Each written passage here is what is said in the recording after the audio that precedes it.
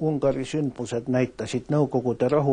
events in Hungary revealed the true nature of Soviet so-called peace-loving policies and the limits of freedom. Internally, the party decided to lengthen, at least a little bit, the leash that the people had grown used to being choked with.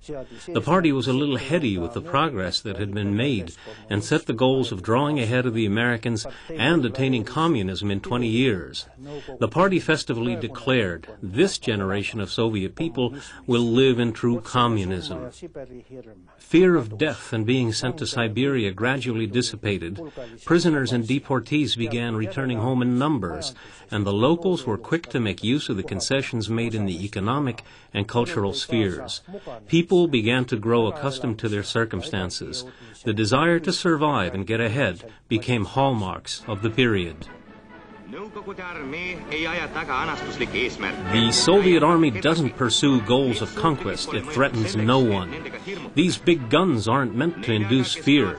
We do say a decisive no to those who intend to violate the principles of sovereignty of states and trample underfoot the noble ideas of socialism.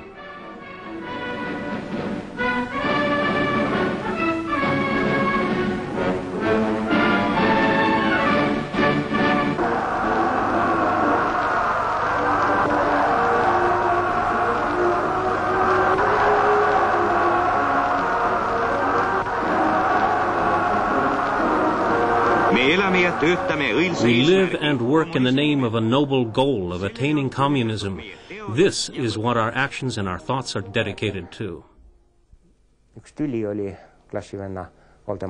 I recall there had been a quarrel between my schoolmate Voldemar Koff and someone else at school, a dyed-in-the-wool true believer in communism, which was a rare thing back in those days.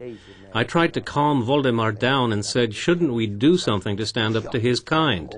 He said, for sure, that's what I've thought all along. That's how it started. The first seed was planted. Voldemar said N. Tartu had talked to him about the same thing. He was in the class ahead of us at the same boarding school. We approached N and brought him aboard as the third person, and that was how the foundation for the force of Estonian youth was put in place. During the fall of that same year, 1956, the Hungarian Revolution began, and that was both our downfall and an inspiration to us. We felt a great deal of empathy to the extent that we could follow events. The voice of America was the basic channel we listened to through the din of the jamming stations. We listened to Hungarian stations and to German language broadcasts. This was the last glimmer of hope that we experienced before the Sovietization of the Estonians set in. We had great expectations, but when hope died in Hungary, it died here as well. Aga kui Ungaris õnneks ei läinud, siis kadus lootust ka siin maal. Ema suri 52. aastal. Mother died in 1952, and that was where she remained, laid to rest in the soil of that distant village. We returned home after the Khrushchev thaw during the summer of 1958. That was when we were notified that we had permission to return to our home country. We returned, my uncle and I. There were difficulties with securing permission to live here. Settling in the cities was forbidden. The first year we spent with my aunt in Orajõe, on the shores of the Gulf of Riga. My uncle applied to be allowed to buy back his farm in the Pärnu region. Eventually, after paying all of the money that we had managed to save by selling the farmhouse and cow in Siberia, we bought back our own farmhouse and asked to be allowed to return to our home, the place that we had lived for a long time.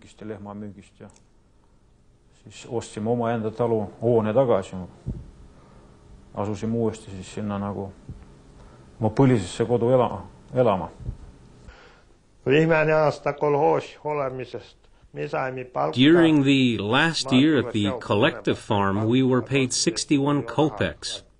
By now, income had begun to be paid in cash instead of in kind.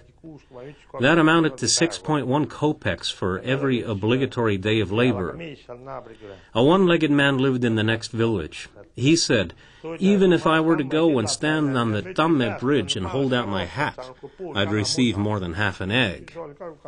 Back in those days, an egg cost about 10 kopecks. In 1961, there was a currency reform, but that was before the reform. So we were being paid a half an egg for a work day. But how many days of labor did they tally for you? 200 is a rule, sometimes 250, or 300 at best.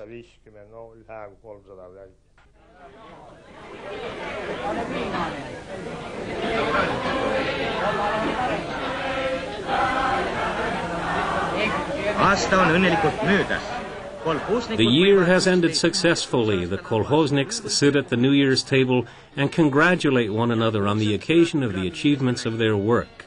The village musicians strike up a lively tune.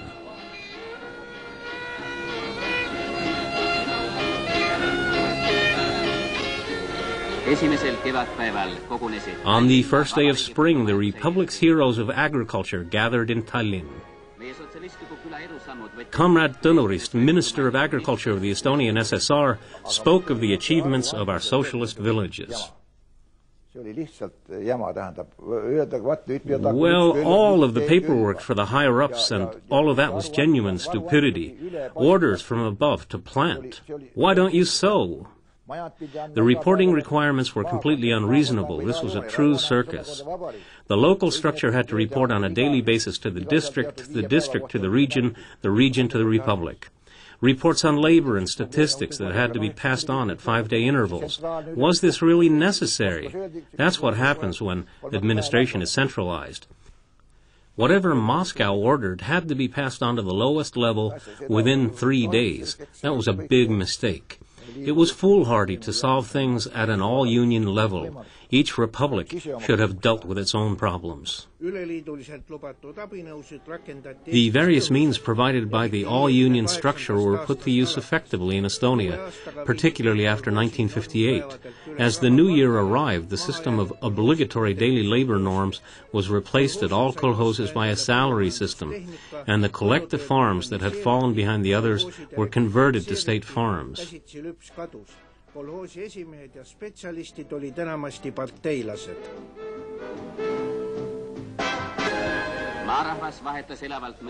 The country folk actively discussed the reorganization of the machine tractor stations.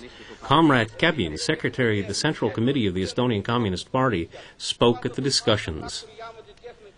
On the basis of the plenary decision, the transfer of the equipment of the machine tractor stations to the kolhozes will further improve the working arrangements of the kolhozes and help put this equipment to better use. Yes, the stations were broken up. The state and the Russian agricultural system comprehended that the tractor stations had been a burden on the kolhozes due to the price that they charged per hectare, that some kolhozes had been forced into bankruptcy. They ran out of funds for paying the labor costs of the stations. So the tractors and equipment were distributed to the collective and state farms. But there weren't a whole lot of tractors in Meremäe and Vastseliina County. In the Obinitsa area, we received but 2 tractors. But the Obinitsa collective farm had 2,000 hectares of land to plow. I'll be damned if that wasn't a tall order. You had to till the fields in the fall because you'd do the cultivation and the sowing of the seed in the spring. But you could also do it in a sloppier way. You would hook up the cultivator and the sowing device and the harrow to the tractor all in one fell swoop. A single pass over the fields, and the land would be cultivated and the seed sown. But that wasn't what you'd call work that was properly done. Doing it that way, weeds were quick to grow.